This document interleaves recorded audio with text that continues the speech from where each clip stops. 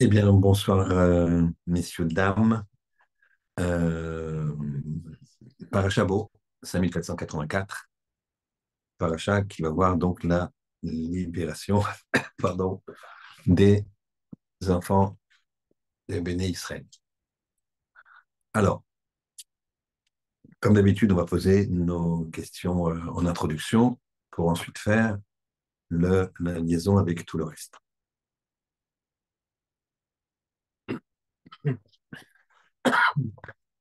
Première question, pourquoi autant de plaies? Question du chiot. Pourquoi il y a besoin de 10 plaies? Alors, c'est une question qui est à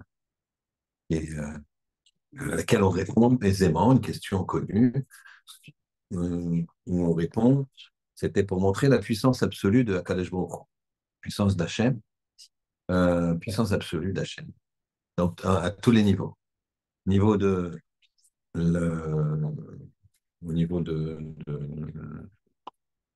la terre, de l'eau, des animaux, de la nature, on va dire, du corps humain, donc des microbes, de tout ce qui comprend la physiologie, si on peut dire ça comme ça, d'un homme, toute la complexité du corps humain, de la nature, dans le sens où Hachem, il va montrer qu'il peut faire résider ensemble des éléments qui ne peuvent pas résider ensemble, comme la migraine, qui était une boule de glace avec du feu dedans, etc. Donc ça, c'est un petit peu la, la raison qu'on invoque. Il y a, bien sûr, vous savez, Shivim Panim la Torah, il y a 70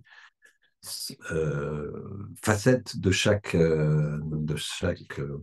sujet dans la Torah. Donc ici, on va pousser un petit peu la question, pourquoi les diplés? Et notamment, les diplés étaient donc par groupe de trois. Par groupe de trois, parce que Pharaon, il avait dit au début de toute l'histoire, c'était dans la paracha Shemot, il avait dit à Moshe Rabbeinu, quand il est venu la première fois, il a dit qui est Hachem? Je ne connais pas Hachem. Donc, premièrement, qui est Hachem? Je ne connais pas Hachem et je ne laisserai pas partir le clan d'Israël. Donc, il a dit ça en trois parties. Et sur ces trois parties, on va faire trois groupes de plaies. On va mettre la Makata Bechorot de côté. La dernière plaie, on la met de côté pour l'instant. Et donc, il y avait les trois plaies. D'accord? Par trois plaies, 3 fois 3, 9. Donc, et pour la question qu'il a dit, mais qui est Hachem?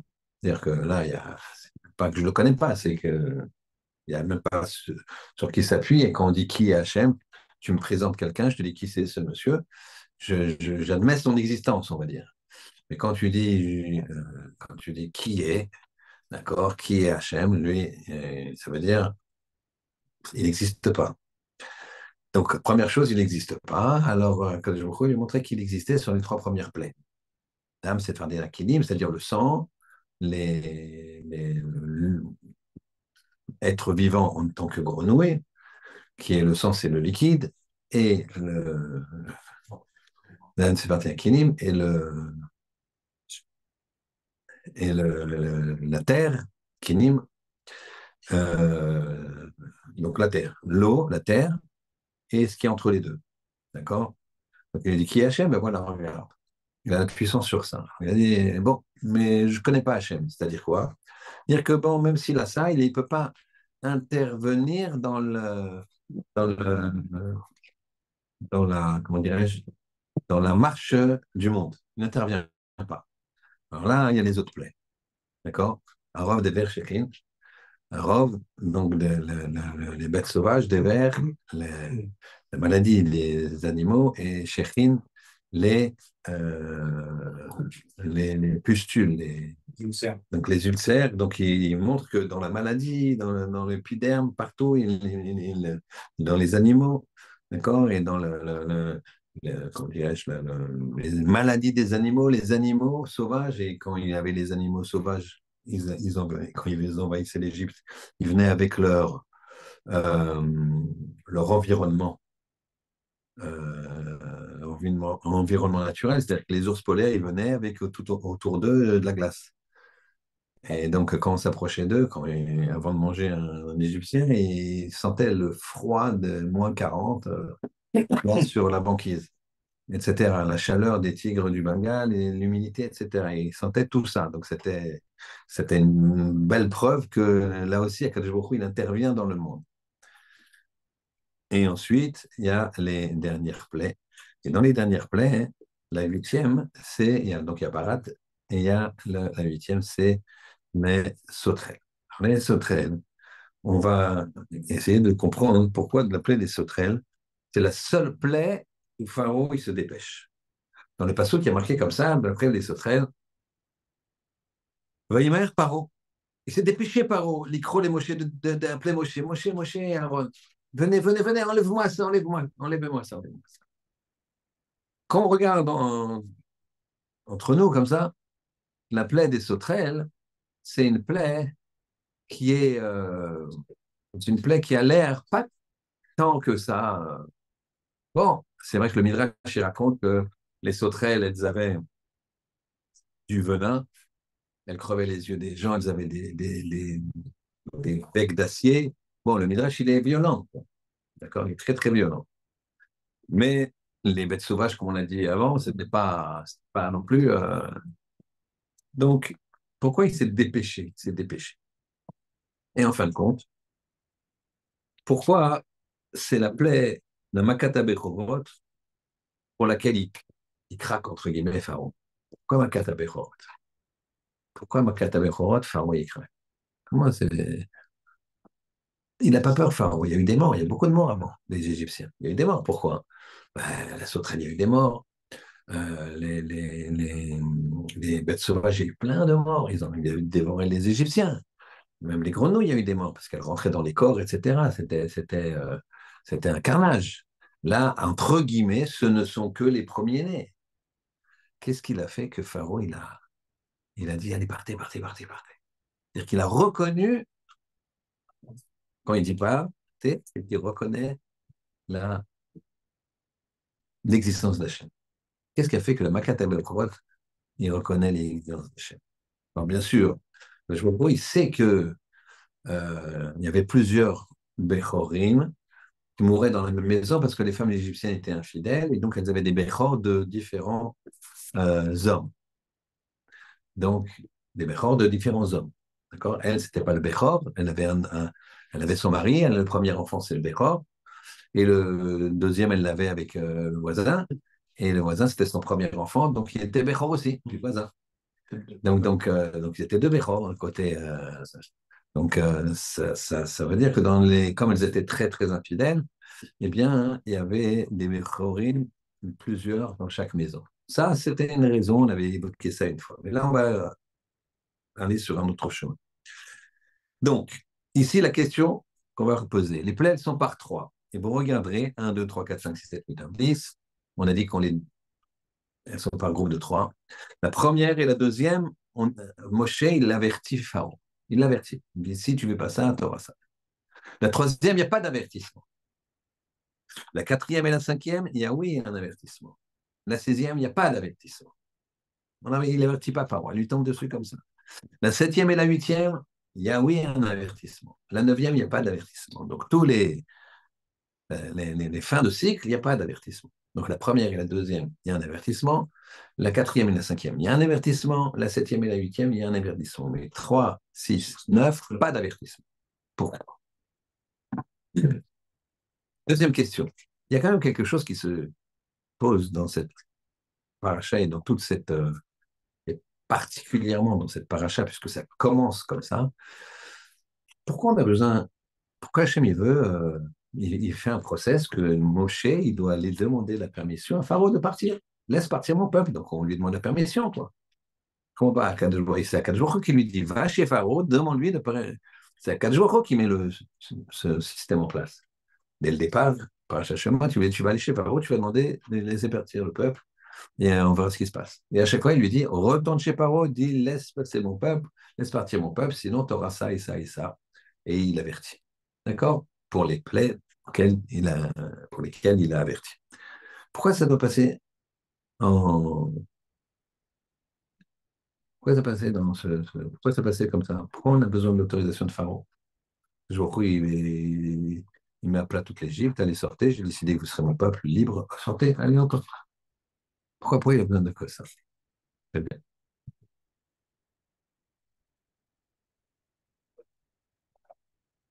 Troisième question. Quatrième question, pardon. Moshe, il va, comme à la plaie de Makat Abechorot, Moshe, il va pas faire comme tout le clan d'Israël. Tout le clan d'Israël, il va aller dans les maisons égyptiennes et prendre les grandes valeurs. Prendre, prêter. Ils vont donner d'eux-mêmes. Il faut aller demander quand même. D'ailleurs, ils ne voulaient pas. Mais comme dans la plaie de l'obscurité, ils avaient vu, ils avaient pris leur repère. Alors, ils avaient regardé où ils avaient mis les richesses, comme chacun le sait, hein. Alors, ils lui ont dit, non, tu as là, ici, tu as des bijoux, ici, tu as ça, ici, tu as ça. Ici, tu as des bitcoins, ici, tu as des lingots, ici, tu as des... D'accord? Et donc, ils sont partis. Et ça, c'est normal parce que Hachem avait dit à Abraham, ta descendance sera esclave pendant 210 ans, 430 ans, excusez-moi, après, on calculera une autre fois comment ça fonctionnait, les 430 ans. Mais ils repartiront avec de grandes richesses. Donc il fallait mettre en place la promesse qu'avait fait Hachem à Abraham, et il fallait partir avec des grandes richesses. Donc c'était bien de prendre l'argent. Mais Moshe n'a pas fait ça. Donc Moshe, c'est le premier qui veut que ce soit cohérent avec la promesse d'Abraham. Il ne fait pas ça. Il va chercher le cercueil de Yosef. Pourquoi il ne cherche pas l'argent? Pourquoi tu te précipites là-bas, le cercueil de Yosef? Alors là, on va regarder un petit peu, commencer à répondre aux questions. Je répète quand même les questions. Pourquoi les plaies 1, 2, 4, 5, 7, 8, elles ont des avertissements, et les 3, 6, 9, il n'y a pas d'avertissement? Pourquoi la plaie des sauterelles, c'est la seule plaie où Pharaon il se dépêche? Il dit enlève-moi ça, je ne peux plus. Pourquoi Moshe, il s'occupe de chercher le cercueil de Yosef et pas de chercher l'argent? Et pourquoi la Makabat des Chorot, c'est là où il craque complètement Pharaon, et une cinquième, pardon. Et pourquoi il faut demander la permission à Pharaon? Pourquoi il faut dire, et là la paracha elle commence, et là on va commencer à faire le lien entre les différentes questions et les réponses. Elle commence par Beau, va chez Pharaon. Encore une fois, va chez Pharaon et demande-lui de faire sortir mon peuple. Donc négocie, quoi. Pourquoi tu négocies? Parce qu'il y a besoin de négocier avec des ennemis qui tuent. Pense qu'à ça. Pas de négociation, le bon Dieu. Pourquoi? Pourquoi Moshe est obligé de passer par là? Alors, on va répondre aux questions de façon un petit peu indépendante et ensuite on fera le lien. On va commencer par les plaies. Pourquoi il y a 2 fois un avertissement et une fois pas d'avertissement? Donc on a dit elles sont des groupes de 3. Alors en fait, il y a un principe qui est le suivant. Il y a un cas où quelqu'un il faute, il n'est pas prévenu que c'était interdit. Alors il a un certain côté de ce qu'on appelle shogeg. Il faute sans connaissance. D'accord? Quelqu'un qui vient, il est nouveau à la Torah, nouveau à la religion, il va allumer l'animir Shabbat en toute bonne foi, il n'a pas appris, et il va dire, mais moi, on m'a dit qu'il ne fallait pas travailler. Comme tout le travail, je n'ai pas ouvert le magasin, voilà, mais quoi, c'est un travail, ça, la lumière? Ah ben oui, attends, on va t'expliquer. Donc, quand il a allumé la lumière cette fois-ci, il est ce qu'on appelle shogeg. Il a péché par inadvertance. Très bien. Enfin, qu'il avertit, c'est différent. Donc, en fait, à chaque fois, Pharaon l'avertissait 2 fois. Dans le même groupe de plaies, donc on l'avertissait 2 fois. La troisième fois, il n'y avait plus d'avertissement. Ça tombait tout de suite. Et il ne pouvait pas dire je suis pas au courant, moi. J'ai pas été prévenu, il ne pouvait pas dire ça. Pourquoi tu as été prévenu 2 fois? Une fois, une deuxième fois au cas où tu n'es pas bien compris. Et Hachem, il sait très bien qu'il a bien compris, mais ici, Rabotai, c'est à nous que ça s'adresse.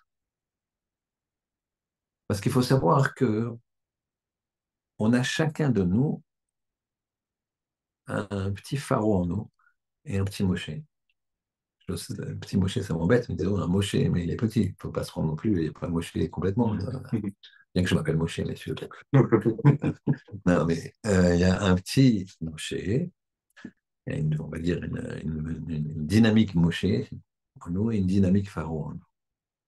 Et donc ça s'adresse aussi à nous. Toute cette histoire-là, il faut que c'est joli, on la raconte aux enfants, on peut regarder ça de façon un petit peu détachée, mais non.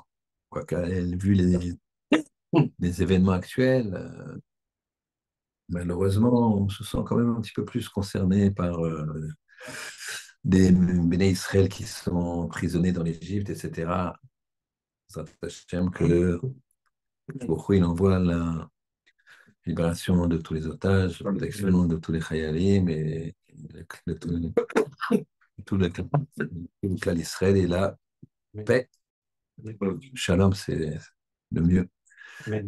Euh, et donc, ici, ça veut dire peut-être que souvent, nous, on ne comprend pas les choses. Pourquoi ça m'arrive ça? Pourquoi? Mais bon Dieu, il t'a déjà prévenu. T'as déjà eu. Regarde un petit peu les. Ouvre. T'as prévenu. C'est pas des choses aussi dramatiques, mais on est prévenu. Mais quand une fois que tu as été prévenu une fois, 2 fois, après, ne t'étonne pas.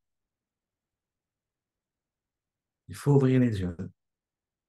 Il faut ouvrir les yeux. Il faut le regarder et savoir avoir un œil vigilant.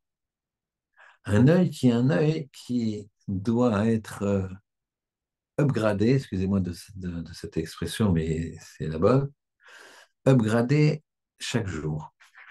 Tu ne dois pas avoir la même vision du monde et de toi-même et de ton rapport avec Hachem d'un jour sur l'autre. Ça s'appelle la teshuva. Et donc là, on va venir ici répondre à la question sur les sauterelles. Pharaon, il s'est dépêché, les sauterelles, il a dit enlève. Je ne peux plus, les sauterelles, enlève. Enlève. Il n'a pas dit ça sur aucune. Imagine des bêtes sauvages qui viennent, etc. Il a demandé, il a supplié qu'on l'enlève. Il n'a pas dit, c'est pas dépêché. Il y a même certaines plaies où Moshe il a dit, bon, je vais l'enlever. Dis-moi toi quand tu veux l'enlever, Pharaon. Et Pharaon, il a dit, oh là, il bluffe, Moshe. Il contrôle rien. Il sait par nature, par météo, c'était pour la barade, pour la graine, qu'il a vu dans le ciel des astres, il a vu avec son pouvoir, que ça allait s'arrêter là, immédiatement. Donc, quand le gars il prend des coups, tu lui dis quand est-ce que tu veux que ça s'arrête? Tac, tac. Qu'est-ce que tu dis? Maintenant, tout de suite. Donc, lui, il s'est dit Moshe, il attend que je dise tout de suite. Donc, il a fait un coup de bluff, Pharaon. Il a dit demain. Il est prêt pour piéger Moshe de souffrir encore. Moshe lui a dit d'accord. Et le lendemain, tac, c'est suspendu en vol, et même ce qui était en vol, ça a disparu. Donc ici, c'est la seule plaie où la sauterelle, il n'aurait pas dit ça. Si Moshe lui avait dit, quand est-ce que tu veux? Ben voilà, je cours, je m'arrête tout de suite. Pourquoi? Qu'est-ce qui se passe? Alors on va regarder un petit peu le texte et on va comprendre un petit peu mieux. Le texte, comme ça, il dit, tout au début de la paracha, il menace Pharaon, il lui dit, si tu refuses de renvoyer mon peuple, Eh bien, Ineni mevi machar arbe begvulecha. J'amènerai des sauterelles dans tes limites, dans tes gvulecha, dans ton territoire. Gvul, c'est une frontière, dans tes frontières. Vechissa et en haaretz. Et il va couvrir l'œil de la terre. Ça veut dire. C'est-à-dire qu'il y en a beaucoup, quoi. Il dit qu'il y en a beaucoup, beaucoup, beaucoup, beaucoup. Elles vont monter, il y aura un 3 mètres.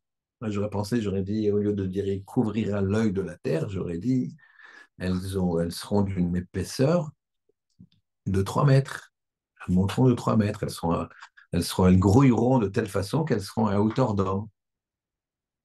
Mais elles couvriront l'œil de la terre. Ça paraît loin, quoi, l'œil de la terre. C'est quoi cette expression? Mais lo yuchal lirot et haaretz. Et on ne peut pas voir la terre. Ouais, c'est ça le problème. C'est ça le problème. Tu me dis, elles vont venir par vagues de 3 mètres. Là, je me dis, ça me fait peur.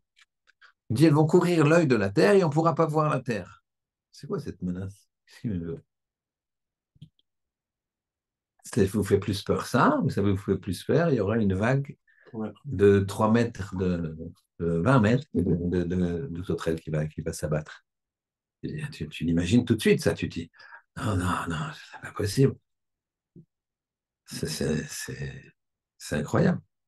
Et quand Rachid sur place, il est très étonnant. Rachid commente, Lo yuchal, Aroé, celui qui voit, l'irot est haaretz, voir la terre. Bon, qu'est-ce qu'il me répond, Rachid? Qu'est-ce qu'il me veut? Lo yuchal l'irot est haaretz, il dit, celui qui voit, il ne pourra pas voir la terre. Ah oui, c'est Rachid Kavod, Rachid Akadosh, Rachid Hatzadik, on ne comprend rien. S'il avait été là, je l'aurais dit, enfin, je ne l'ai pas dit parce qu'il y a des explications que je vais vous donner, mais apparemment, on aurait pu lui dire, maître, qu'est-ce que vous voulez nous apprendre? Et en plus, il continue, il dit, mais Lachon Ketsara. C'est un Lachon court. C'est une. C'est, je comprends rien. Je comprends rien. Et ensuite, plus tard, quand elles viennent, l'armée, elles sont venues, etc. C'était un col on le redit. Elles ont couvert, pardon, tout l'œil de la terre. D'accord? Un col Donc, au début, il y a marqué Vaïchissa et en haaretz, l'œil de la terre. Et là, il est marqué Vaïchas et en kol haaretz, toute la terre. Il a dit elles vont couvrir l'œil de la terre. Et là, il est marqué elles vont couvrir l'œil de toute la terre. Vaïchach haaretz, elle s'assombrit la terre. Vaïchal et kol et sevaretz, ils ont fait toutes les.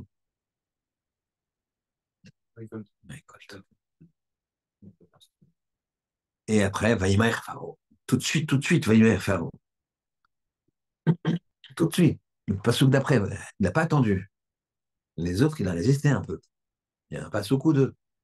Pharaon a été envahi, et les greniers sont passés au palais, et les ceci et cela, et les trucs, et puis finalement, il a été demandé à Moshe, arrête l'histoire. D'accord? Il y a un principe qui s'appelle qui est le suivant. Le, le Passouk, quand il y a la menace de Moshe, il dit la chose suivante, elles viendront, elles couvriront l'œil de la terre, on ne pourra pas voir la terre, puisque l'horizon est couvert. Bon, on ne prend pas tout ça. Et ensuite, Ve'achal et yeter apeleta, elles vont manger ce qui reste, Anisheret lachem minabarat, ce que la grêle vous a laissé. Ve'achal et kol etz atzomeach lachem, et ils vont manger kol etz, tout arbre, atzomeach qui pousse lachem pour vous, minasade, qui pousse pour vous, lachem pour vous. On sait que c'est les récoltes des Égyptiens. Et minasade, on sait que tout ça, ça a lieu dans les champs. On ne parle pas des parcs d'attraction ici. On parle des champs. Donc, qu'est-ce que ça fait, ça? Et le Ve'achal et kol atzomeach lachem. Pourquoi il est marqué kol ha'etz, tous les arbres? Ils ont pris le reste aussi. Ils ont pris l'herbe qui restait de la graine, ils ont pris tout le reste, ils ont pris toute Donc pourquoi tu précises le Etz, Minasadeh et des champs? Il y a un principe rabotaï qu'on dit que Adam, c'est Etz Asadeh. Un homme, c'est un arbre des champs. Et là, on va rentrer en profondeur. Chacun, dans la vie, il a une façon de voir. D'accord? La façon de voir qu'il faut que l'on voit, non, c'est l'œil, la gématria de l'œil, c'est Arin Yud Nun, c'est 130. On a deux yeux, donc c'est 260. 260, c'est 26 fois 10. 26, c'est le nombre d'Hachem. 10, c'est aussi une particularité de Ribono Shel Olam. Et donc, on doit avoir des yeux avec le filtre à Kadosh Baruch. Mais beaucoup de gens, ils ont d'autres yeux. Nous, en premier. Des fois, on l'a, des fois, on l'a pas. Des fois, c'est partiel. Des fois, on croit qu'on l'a. Tu es à la chose, tu crois que tu l'as, mais tu penses à autre chose. Quand tu pries ta Amida, tu penses au rendez-vous que tu as après. Tu penses que j'ai faim. Qu'est-ce qu'il y a à manger? Qu'est-ce qu'elle va faire? Ah oui, c'est mardi, couscous poisson. Ah, je parle pour l'étudier. D'accord? Ah, c'est génial. Tu es dans Modi, Manachno, tu es dans tout ça. Qu'est-ce qui se passe ici? Qu'est-ce qui se passe? Alors, l'œil, les yeux, c'est 260. 260, on va avoir un filtre Hachem. Pharaon, il a tout sauf ça. Quand arrive la, la- le ciel qui s'obscurcit par les sauterelles, je te montre que tellement Hachem il est puissant, tellement Akadosh Baruch Hu il est puissant, c'est qu'il maîtrise tout, tout. Et ta façon de voir, elle va être, je vais te plier, je vais te cacher ton œil. Tu ne vas pas comprendre ta nature, toi, Pharaon, qui t'es habitué à beaucoup d'autres valeurs, ta nature qui t'est arrivée à... Eh bien, l'œil, ça ne sera pas le même. Il faut savoir que le peuple juif, il s'assimile, malheureusement. Il y en a qui renaissent, il y en a qui s'assimilent, il y en a qui continuent. Mais il y a beaucoup d'assimilation. Sinon, on serait plusieurs milliards. On est une nation plus vieille que les Chinois, une nation bien plus vieille que les Hindous, bien plus vieille que les Pakistanais. Je crois qu'ils sont 700 millions, un truc comme ça. Je ne sais pas, je peux me tromper, mais. Hein? Donc, nous, on dit pas. Donc, Donc, on, on, a, on devrait être des milliards, on s'assimile. Maintenant, parfois, Kajmoko, il nous ouvre les yeux. Il nous ouvre les yeux. Il nous ouvre les yeux. Moi, je ne regarde pas les informations, c'est un petit peu déprimant et surtout pas les détails de certaines choses. Mais quelqu'un m'a dit qu'il y a un homme d'extrême gauche en Israël, je ne sais pas le nom, qui a dit que le 7 octobre, ses idéaux sont morts. Elle est très proche du Hamas, etc. Il a dit mes idéaux sont morts le 7 octobre. Mes idéaux sont morts, mais moi, j'ai revécu, j'ai ressuscité. J'ai compris ce que c'est d'être juif. J'ai compris ce que c'est d'avoir un chemin tracé. J'ai compris ce que c'était l'amour du juif entre nous. Et donc, moi, j'ai ressuscité. Je m'étais trompé et mon œil est mort là-bas. J'ai dit à la personne, c'est la paracha de cette semaine.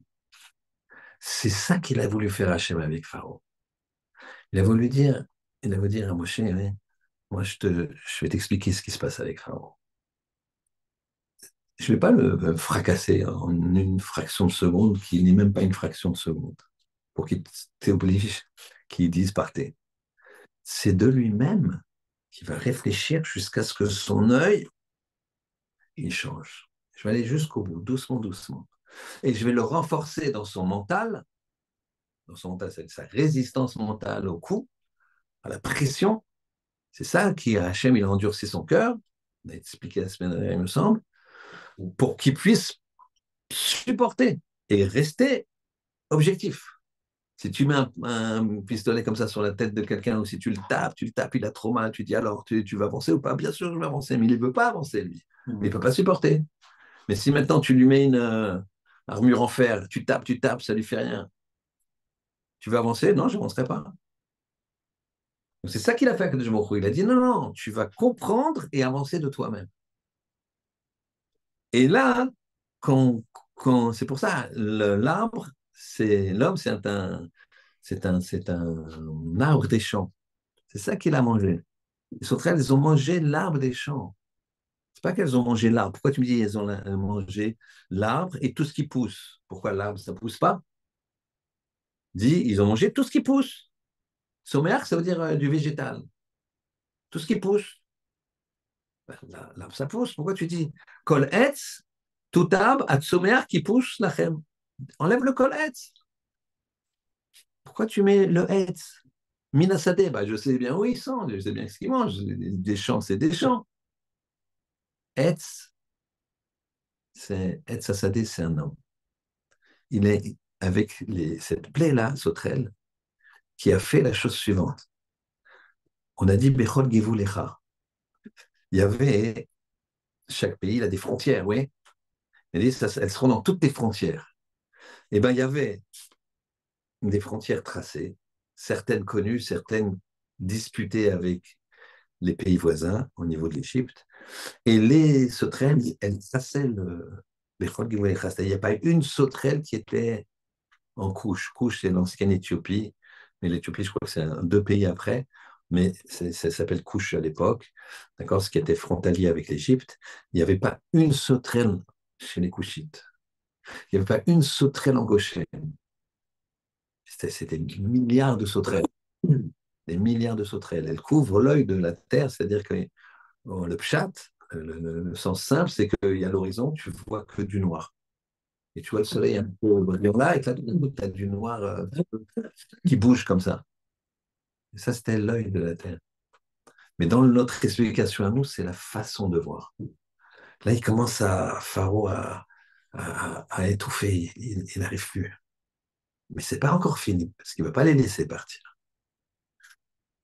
Et là, on voit le travail qu'on doit faire nous sur nous-mêmes. Ça, je vais vous raconter quelque chose, une histoire extraordinaire, qui montre le travail qu'il faut avoir sur nous-mêmes et qu'il faut avoir les yeux de 260, les yeux vis-à-vis d'Hachem. C'est un Rosh Yeshiva qui écrit la chose suivante.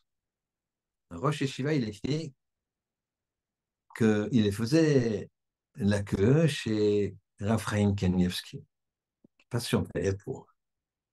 Et là-bas, les gens, ils passaient les uns après les autres. Et à part, si tu voulais parler en privé à Raphaël, c'était il y a assez longtemps, à l'époque où il recevait un petit peu plus longtemps que vers la fin de sa vie.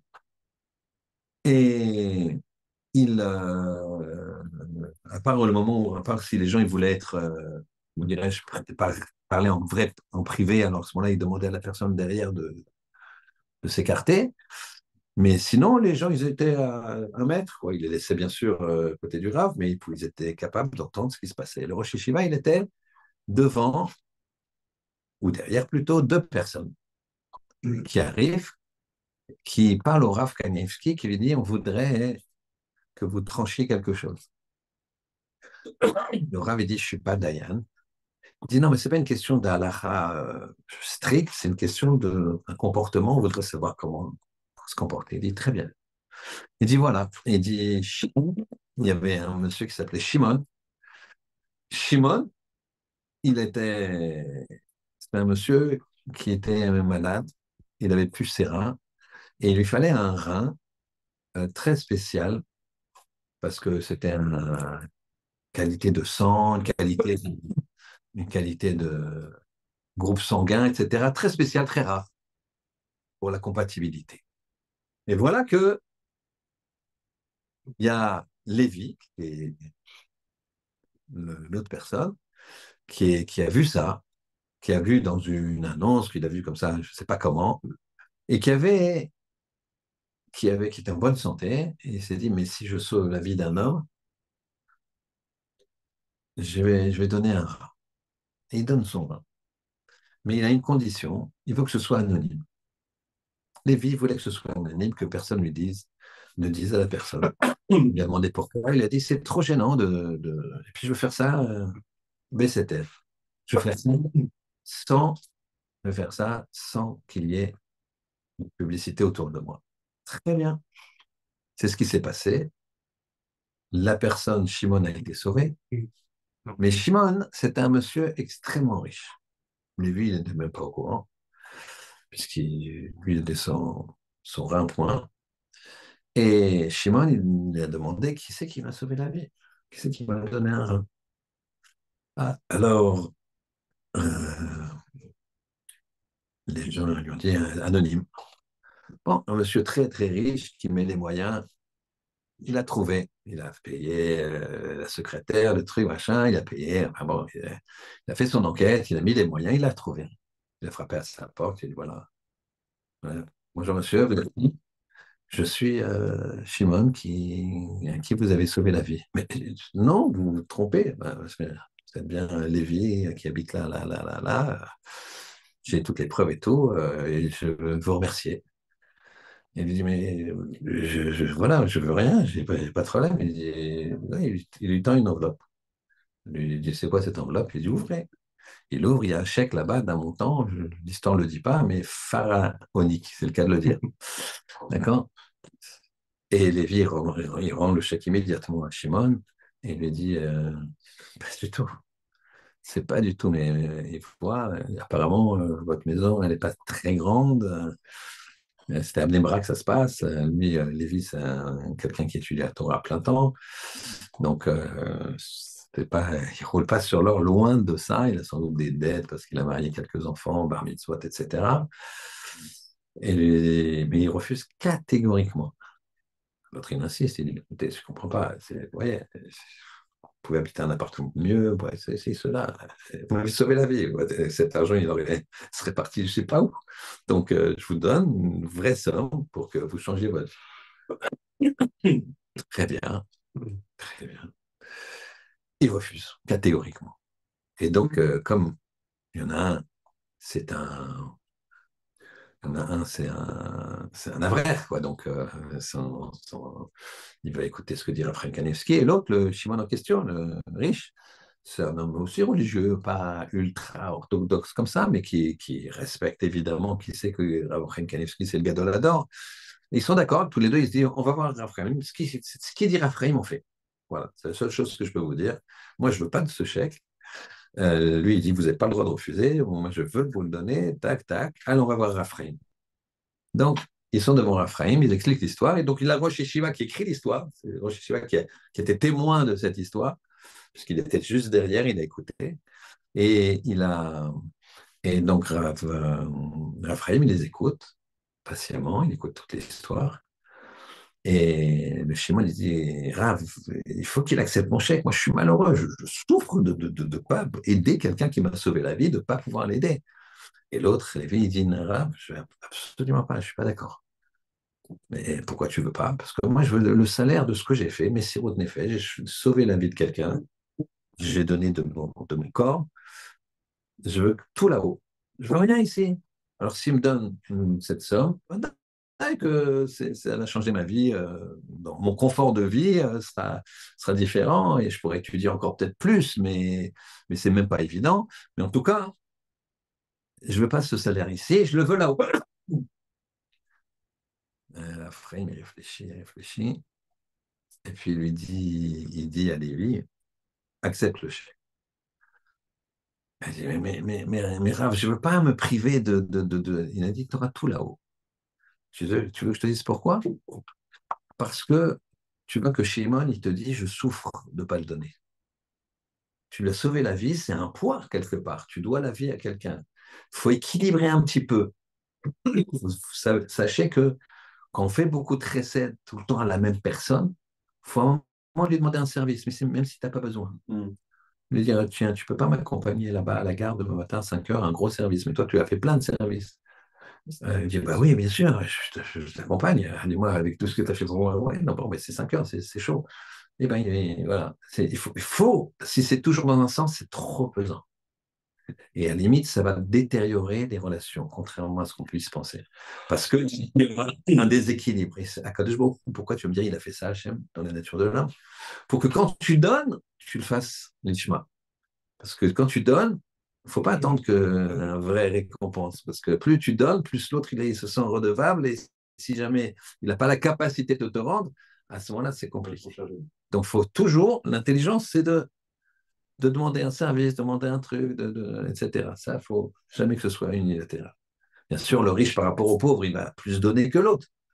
D'accord. Mais le riche, il doit dire au pauvre à un moment, tiens, je te prête ma voiture, mais d'un autre côté, amène-moi demain matin, et si tu peux tu peux te bloquer la journée de la semaine prochaine ou une demi-journée parce que j'ai mon chauffeur qui n'est pas là et je sais que tu conduis bien. Et l'autre, il va dire, bon, il va être content de ça, il va être très content de ça. Et ça rééquilibre.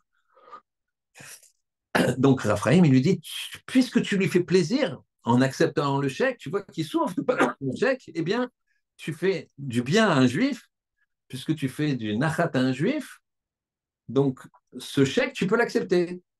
Et il ne vient pas en déduction de ce que tu as fait dans le fait de donner ton rein. Vous avez compris? Très bien. Très bien. Donc, extraordinaire, le Rosh Hashiva, il est impressionné de la réponse de Raphaël.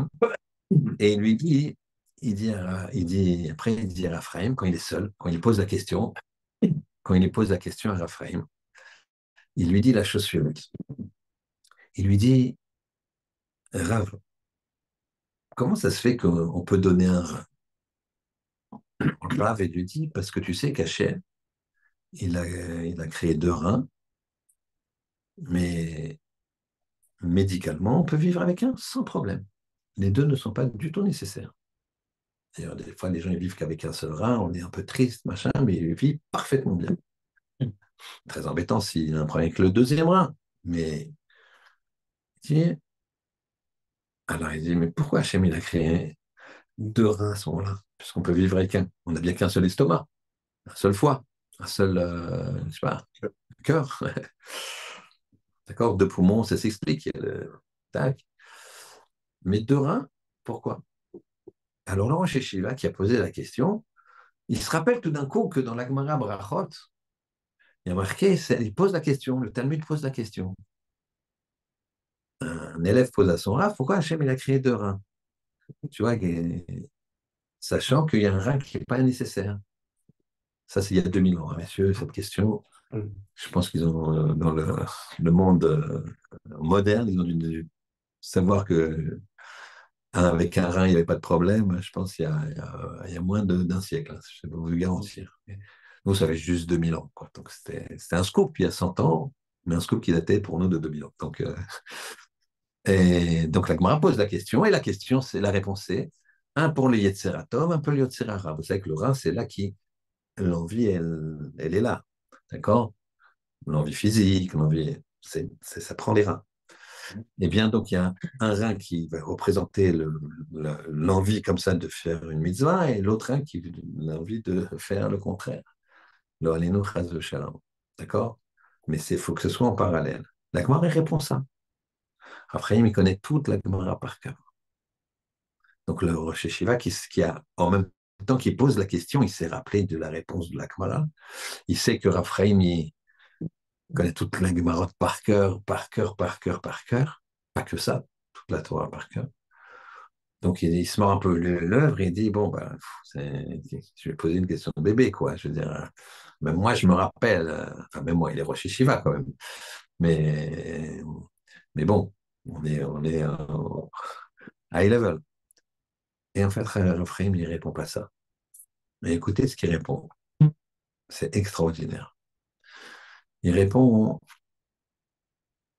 il a donné un rein supplémentaire pour qu'on puisse le donner.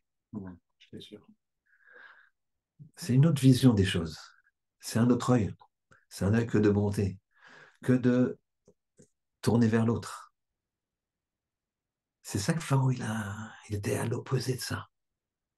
Et son système de vision, il commence à s'obscurcir. Et ça mange l'arbre qui est des champs, qui est l'homme, puisqu'on dit que l'homme, c'est Sadé. Et ces sauterelles-là, elles commencent à manger l'arbre des champs, c'est-à-dire le manger lui-même dans ses convictions, et de mourir, comme il a dit cette personne ultra-gauche, ultra-gauchiste, qui dit que je suis mort le 7 octobre. Et j'ai ressuscité le 8. J'ai changé. C'est ça le principe. C'est pour ça que maintenant, lui, il ne peut pas supporter ça. Il dit, ah, enlève-moi ça. Enlève-moi ça, enlève-moi ça. Je veux pas changer.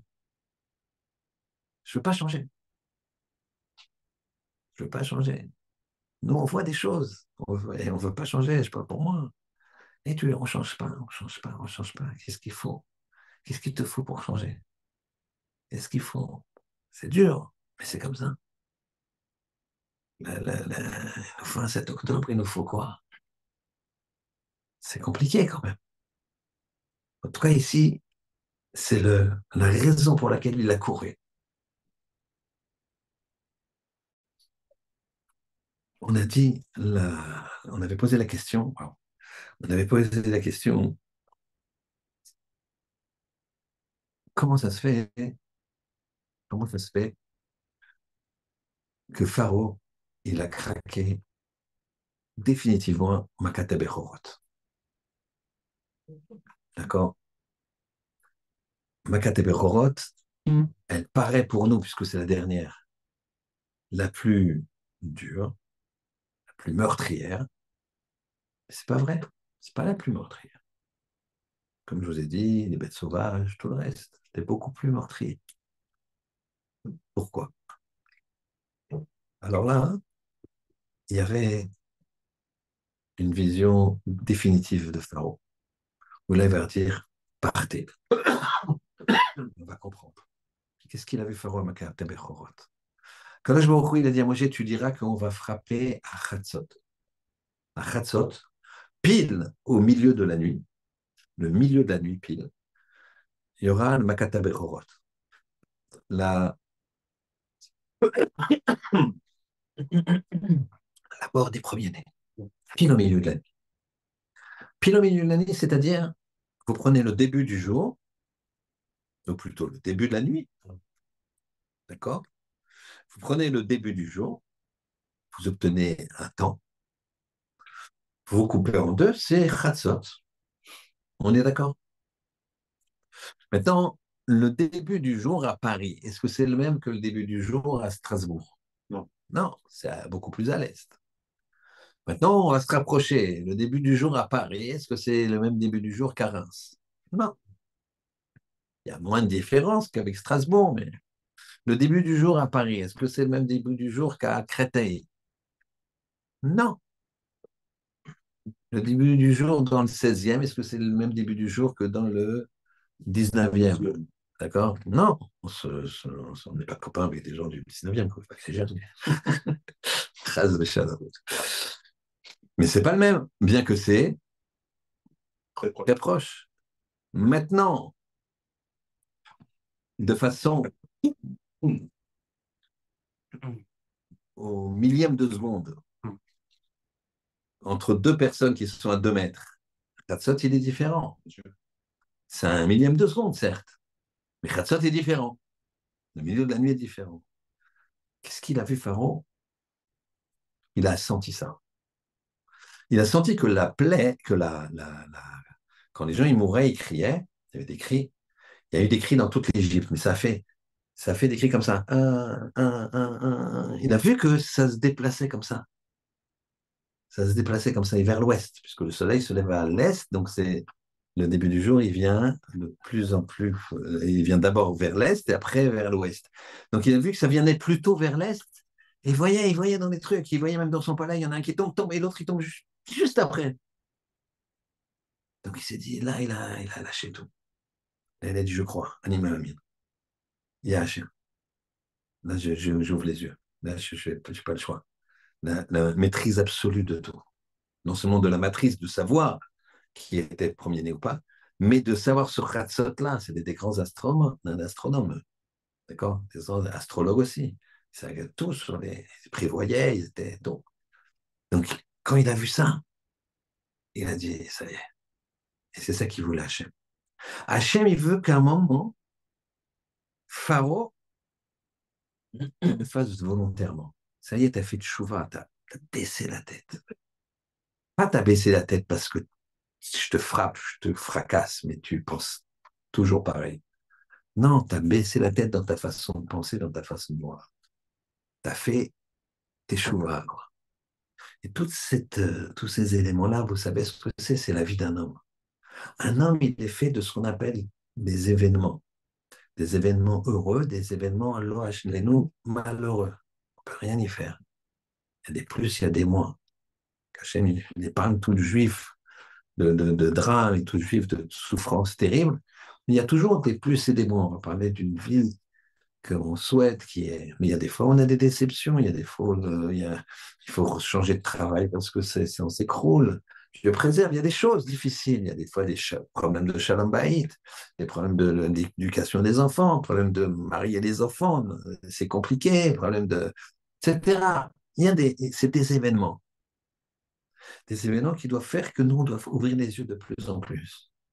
Pour que nos yeux, ce soit 130 et 130, 260. C'est une façon de voir comme Raphaël. Raphaël, il étudie la Torah, il connaît tout. Mais quand on lui demande pourquoi on peut vivre avec un ré, on en a donné deux, il ne sort pas tout de suite la Gemara comme ça.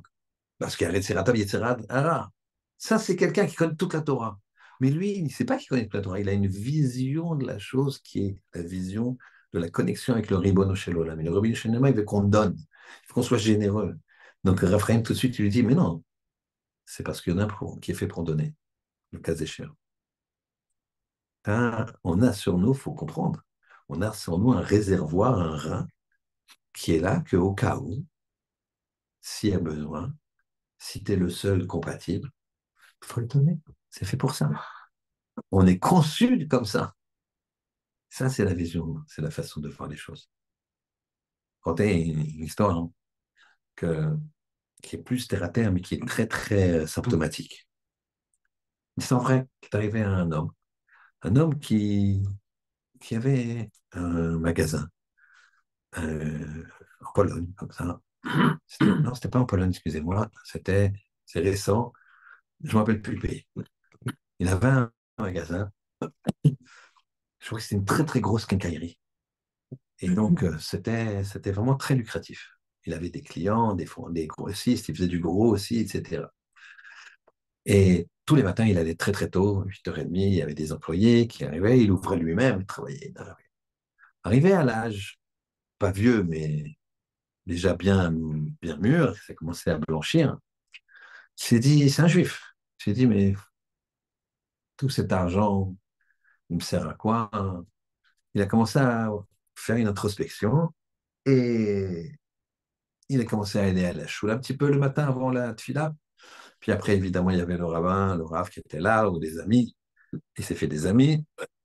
Et ils m'ont dit, écoute, tu sais, tu pourrais étudier la Torah, tu grandis dans la Torah, et tu vas étudier, tu vas faire besoin de beaucoup d'heures, mais tu peux ouvrir ton magasin plus tard. Et il dit non, non, non, je veux me réveiller plus tôt, mais Et puis il commence à étudier. Puis un jour, il est pris par l'étude, et c'est extraordinaire, il goûte à ça. Et puis il regarde la montre, 10h30, il se dit, ah, oh, faut que j'y aille là, parce que mais et quand il arrive devant le magasin, il y a une voiture de police, il y a sa femme en larmes, il y a des employés. Parce que lui, il avait coupé le téléphone, il étudiait, il était sérieux. Et dit, qu'est-ce qui se passe? Il dit, ben rien, j'ai étudié. Sa femme, elle commence à le déchirer. Quoi? Mais tu comprends quoi? Tu train, le déchire. Et là, très keto, bon, la police elle dit, bah, on est content de vous voir. Il ouvre la porte du magasin, il dit à sa femme, bon, bien, on va régler ça tranquillement, arrête de nous crier dessus. Il ouvre la porte du magasin, il traque, il se matraque, puis après, il prend sa femme à part et il lui dit, je comprends pas. Imagine qu'on t'ait dit que j'ai été kidnappé. On t'ai dit que j'ai eu un malaise et que j'ai été amené à la clinique.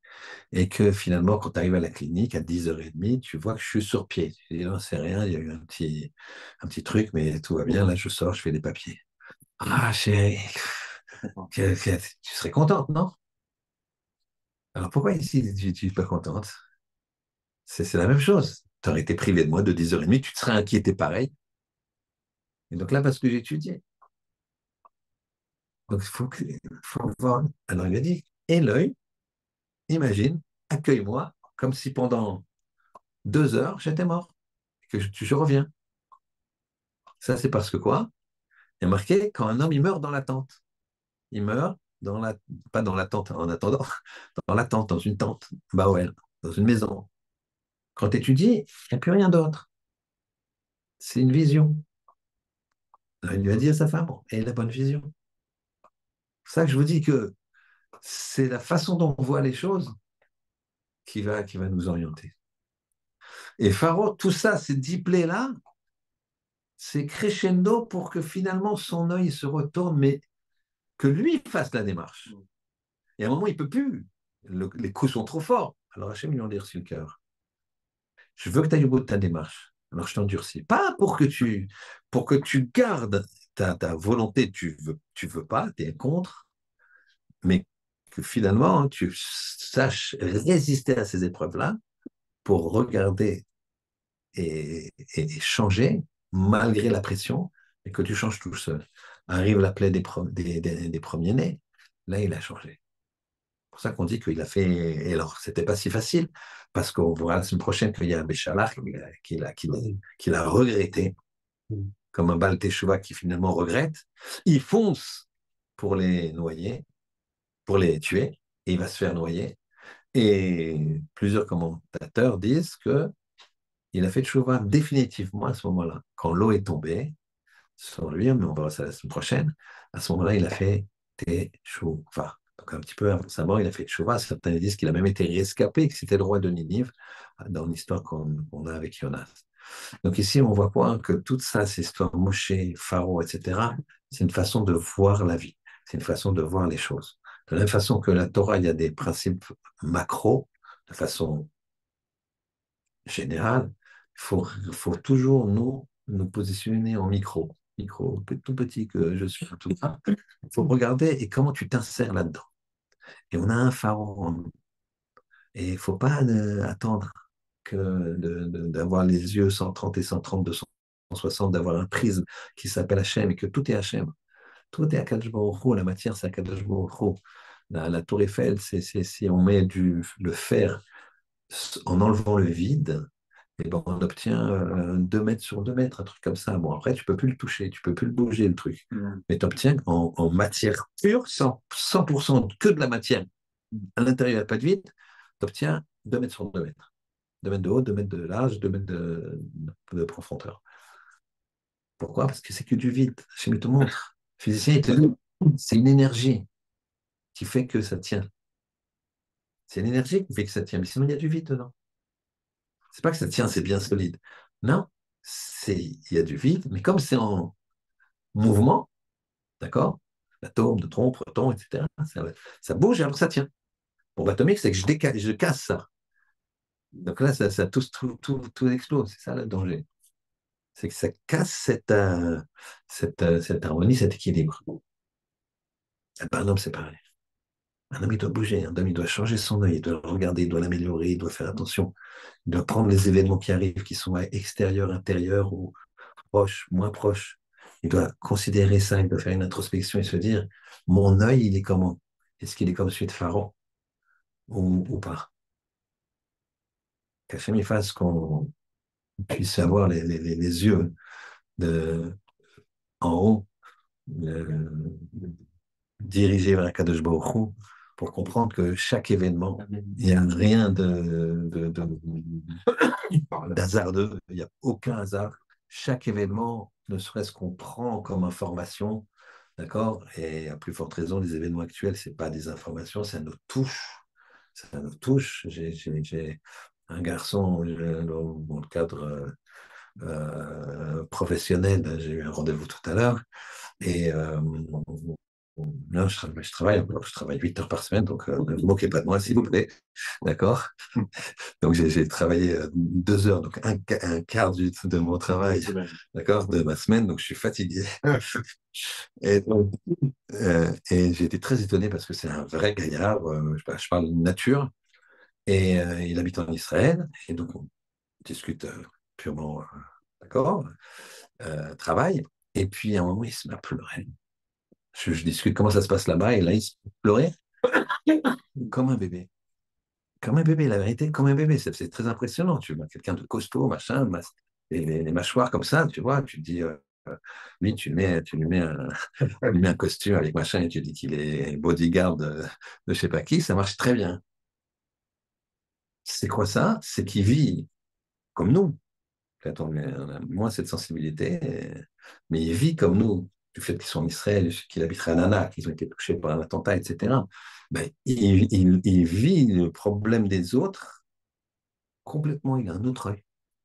Donc, il a une sensibilité plus importante. Et donc, c'est ça la Watae. Il faut que notre œil ne soit pas sur des choses stupides, parce que si elles sont des choses stupides, eh bien, tu n'as plus la place pour les choses importantes. C'est comme quand tu aimes quelque chose. Les gens me disent, je peux avoir un chien. Je dis, mais pourquoi? Qu'est-ce que tu vas faire avec le chien? Lui donner de l'affection et c'est ta messe, etc. Mais je ne rentre même pas dans le côté religieux. Tu vas donner de l'affection, donc cette affection, tu ne peux pas lui donner de l'affection comme ça. Tu as une dose d'affection à donner, sinon tu liquéfies. Donc ce temps que tu vas lui donner à ce chien, tu vas le promener, tu vas le truquer, ce temps-là, tu le feras en moins sur tes enfants, tu feras en moins sur ça. Tu ne peux pas tout faire dans la vie. Tu es limité. Donc il faut avoir le bon œil et dans les mitzvot, dans les choses que Hachem nous demande, et Bezrat Hachem, que Mashiach qui vienne, Rabbi Yaminu, Amen. Shabbat Shalom, messieurs, que Dieu vous bénisse.